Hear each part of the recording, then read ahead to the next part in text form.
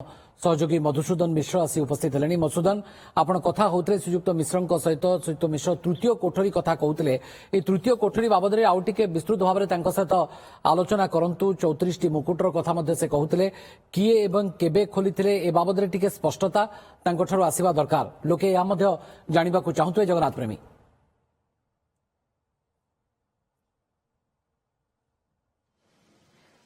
देखंतु भवानी आज भी श्रीमंदिर रत्न भंडार रहस्य केही भी भेद करि पार नांती।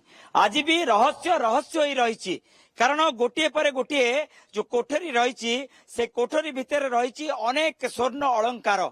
आम सहित अचंती सुरेंद्र कुमार मिश्र ऐतिह्य विशारद सर जो कहते तृतीय रत्न भंडार कथा कारण एबे जो प्रवेश करुचंती ये द्वितीय रत्न भंडार रे प्रवेश करिवे जार तालिका रही किंतु तृतीय रत्न भंडार तालिका रविनारायण मिश्र समय से उन्मोचित किछि मात्रा रे हेतिला से 34 टी मुकुट कथा आपण कहते से जो 34 टी मुकुट से अच्छी ये सूचना प्रथमे श्रीमंदिर प्रशासक रवींद्र नारायण मिश्र देले सेतेबेले सी चेष्टा करथिले तांको संगे जेतेबेले आमे साक्षात कलु सेतेबेले से कहिले जे मु चेष्टा करूची जो भली भाव में द्वितीय रत्न भंडार गणति हेची सेही भली भाव में तृतीय रत्न भंडार गणति करा जिवो किंतु से सफल हेई नथिले।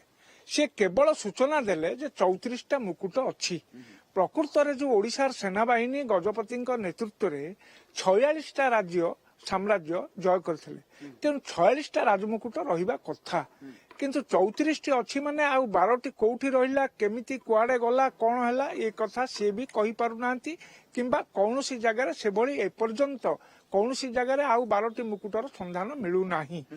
तेणु सी आउ गोटे सूचना देले जे जेतिके रत्न भंडार उपरकू अच्छी सेतिके रत्न भंडार पुणी तलुकू अच्छी एवं सी गोटे सूचना देले जे बेतारे बसई जड़े व्यक्ति को दुहुड़ी सह से माने तल रत्न भंडार को छाड़ी किंतु तल रत्न भंडार को छाड़िबा परे किछ समय पर हल्का लागिबारु से बेताटी के उपरकू आनला बेलू देखागला दुहुड़ी लिभि जाइछि एवं दुई तीनोटी पारा ता देरे मरिकरी लागिचंती लोकटी ता भितरे नाही। तेणु एमाने एते भयभीत हेई गले जे एमाने आउ ठीक भाव में ताकू आउ आगे पारे ना सी रहीगले सेठी रहीगले।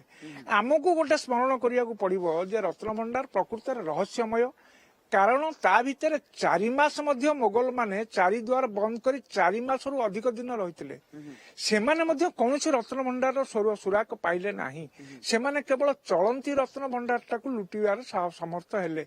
आपण माने जानती जे 18 थर श्रीमंदिर उपर आक्रमण होता तेणु सेथरक जो 4 मास रहिले से द्वितीय रत्न भंडार सुराक पाइले नाही किंबा तल आउ ऊपर कौन रत्न भंडार सुराक पाई नाहंती।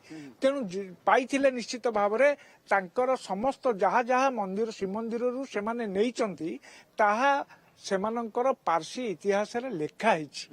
तेणु जति इतिहास रे आमे जेतेबेले तालिका पाउछु कोन कोन श्रीमंदिर नेले एवं दिल्ली दरबार रे भेटी देले तेणु से तालिका भितरे से माने तृतीय रत्न भंडार किंबा तले थिबा रत्न भंडार कौन सूचना देई नाहंती द्वितीय रत्न भंडार कौन सूचना देई नाहंती।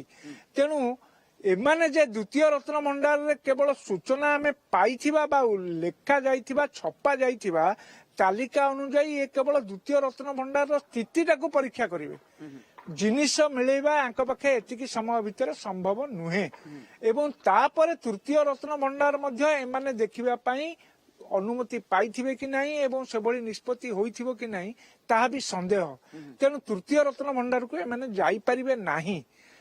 तल रत्न भंडार कथा एबे आमे चिंता करिबा आम चिंतार बाहर ही जीवो। तेणु गोटे कथा जे रत्न भंडार स्थिति ठीक अच्छी कि नहीं प्रथमे ताहा समस्त की ओडिशार जनसाधारण कारण ओडिशार राजा होउचंती ओडिया साम्राज्यर शह शह वर्ष धरी साम्राज्यर राजा होउचंती महाप्रभु श्री जगन्नाथ।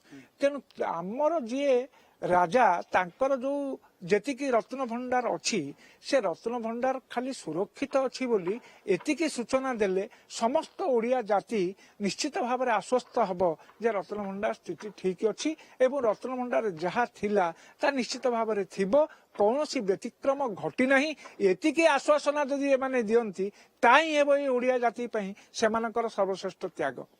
ଏବଂ ବଡ କଥା ଯେ ଏଇ ଯୋଉ ଦ୍ୱିତୀୟ ରତ୍ନଭଣ୍ଡାର ତୃତୀୟ ରତ୍ନଭଣ୍ଡାର ସମ୍ପର୍କରେ ତ ଏ ପର୍ଯ୍ୟନ୍ତ ସୂଚନା ନାହିଁ।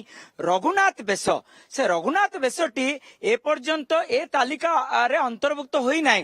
ତାହେଲେ ରଘୁନାଥ ବେଶ କେଉଁ କୋଠରୀରେ ରହିଛି? ରଘୁନାଥ ବେଶ କଥା ଟିକେ ରବୀନ୍ଦ୍ର ନାରାୟଣ ମିଶ୍ର ମଧ୍ୟ ଉଲ୍ଲେଖ କରିଥିଲେ।